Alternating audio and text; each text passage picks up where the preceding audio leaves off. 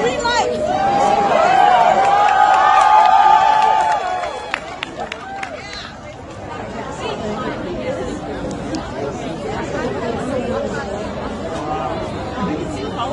Now it's a fleet flying together, guys. Do you see where we're pointing the laser? There's a fleet flying together. They look like birds. They're not birds.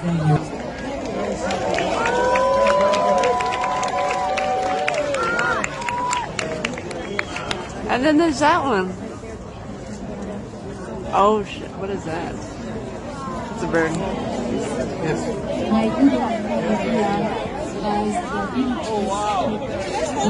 Oh, that's one.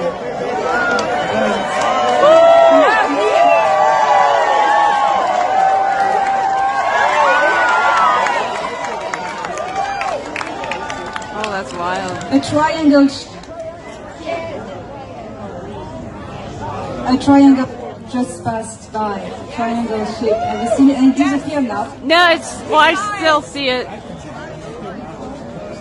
It's turning.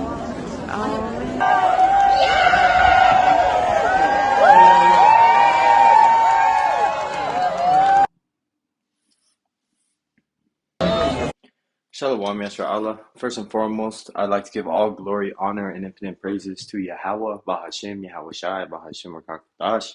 Double honors to the beloved elders and the apostles at Great Millstone that taught me this truth. Peace and salutations to all you hopefully like to Akim out there laboring that are pushing this word in truth and in sincerity. You know, crying aloud, not holding back, you know, and telling our people what they need to hear, especially in these days, you know, Shalom. And Lord willing that this lesson is edifying. So I saw this video circulating online that was just on my Explorer page, and I watched it, and it just made me think of the scriptures, how the Lord said that as birds flyeth, that's how he's going to defend, you know, Jerusalem, which is a people before it's a place, you know. And so this is just another, you know, example of people seeing and now having the technology to record these chariots in the sky, and everybody knows them as UFOs or UAPs or, you know, aerial phenomenons, whatever it may be, but whatever the world calls them, you know. But we know them as the angelic vehicles, you know, that are doing different missions throughout the world, you know, that are doing different, you know, pretty much missions of all different sorts of closing someone's understanding or opening somebody's understanding, or destroying somebody or saving somebody by the skin of their teeth from a car accident, they got flipped over, or whatever it may be, man. Angels are out working constantly, man. They don't sleep, you know. So I wanted to share this video because you have these people celebrating like it's some good thing that they're seeing these things, man. Well, if they knew what they were going to come and do to this world here shortly, you know, in our lifetime, Lord willing, then they would know that it's actually contrary and against everything that they, you know, love in this world, because they're going to destroy it, you know. So I'm going to start Isaiah 31:3. Now the Egyptians are men and not God, you know, and not the power, and their horses flesh and not spirit.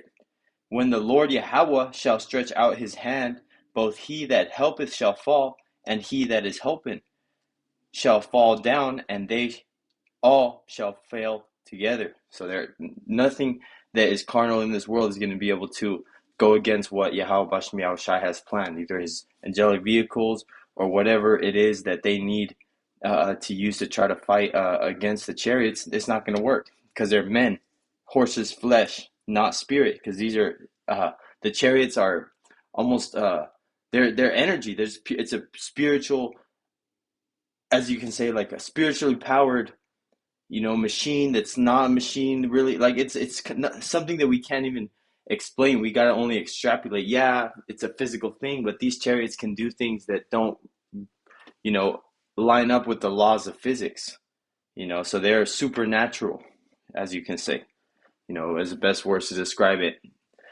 because we don't know exactly what they're made out of. We can't tell you, oh, they're 50% titanium and 50% Holy Spirit, you know.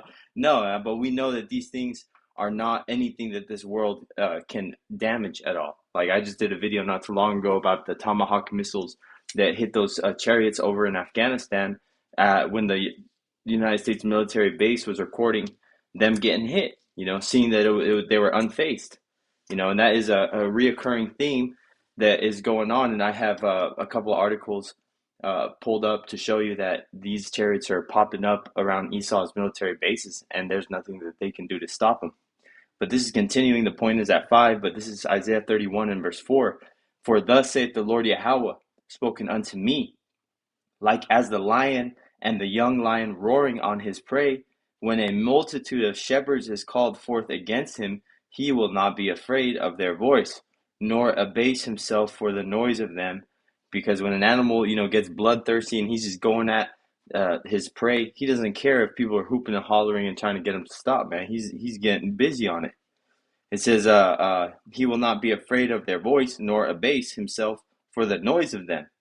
So abase himself, which means he's not going to stop what he's doing, and move his foundation to another spot, which means like he's not going to stop what he's doing and go do something else just because somebody else is coming.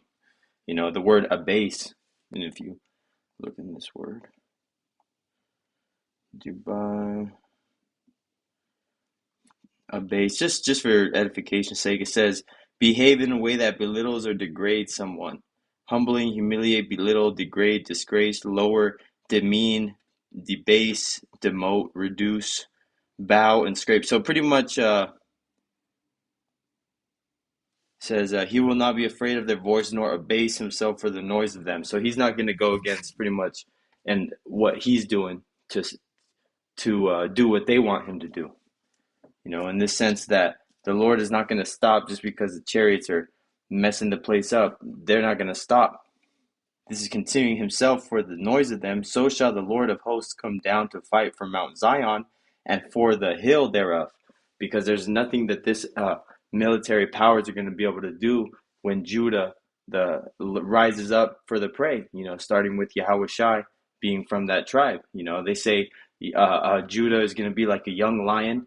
The young lion is just straight killing shit to kill shit just because it's, a young lion. It's not killing just to, get a tactical takedown and then that's it. No, they're just killing to kill it.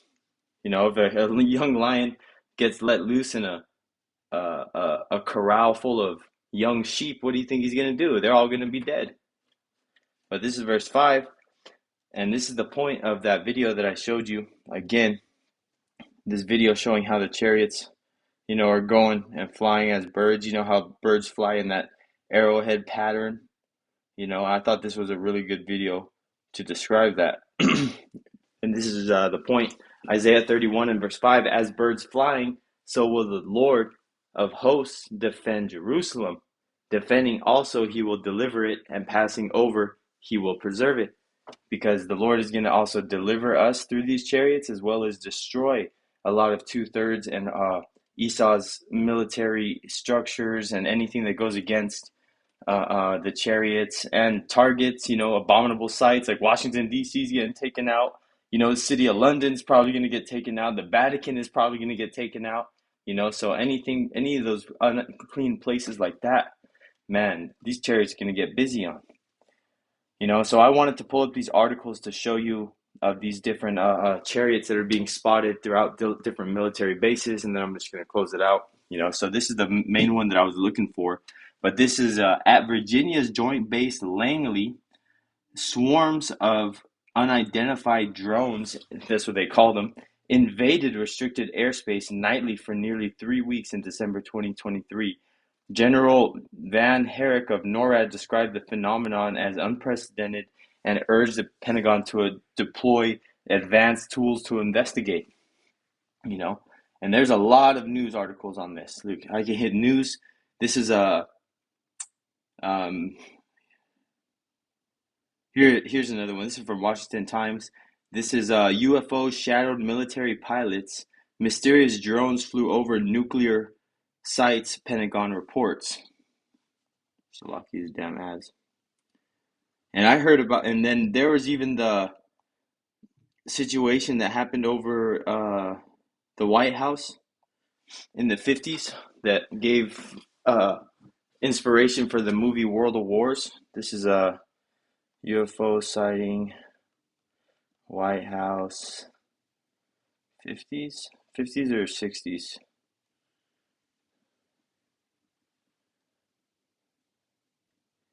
Here it is. Look at this. This is saucers over Washington, D.C. And this was actually an event that happened to where Nixon was run off to his underground military bunker, and jets were scrambled. And the apostles talk about it. Here it is. This is from July 12th to 29th, 1952. A series of unidentified flying object sightings were reporting in Washington, D.C., and later became known as the Washington Flap, the Washington National Airport sighting, or the invasion of Washington. And this is where that movie War of the Worlds came from. War of the Worlds, Salakia, with Tom Cruise. But even though that was a remake, because it came out way later, but so this is a reoccurring theme, and that's the point. And all the chariots, whether they're a single chariot or they're not, the point is that they're flying, and sometimes they do fly in a formation. I've seen it myself. I've seen chariots trail each other. I've seen chariots merge together. I've seen chariots fly in a straight line across the sky. And it's hey, call Allah Yahweh Bashim Yahushai. I know these things exist and what they are, and the scriptures and the elders and apostles that taught this doctrine to me correctly was able to, really give me the understanding of what they are. And that's what I hope to bring here to the listeners that ever comes across this video, that you understand that this is exactly what the chariots of the Lord are. And there's so many scriptures that go into it. Those are just a couple that I wanted to focus on, and the article and the video, so Lord willing that this was edifying unto the elect. Praises to Yahweh, Bahashem, Yahweh Shai, Bahashem Rakak Wadash. Until next time, double honors to the elders and the apostles at Great Millstone that taught me this truth. Peace and salutations to all you hopeful elect Akim out there laboring, that are pushing this word in truth and in sincerity. Again, till next time, Lord willing, Shalom.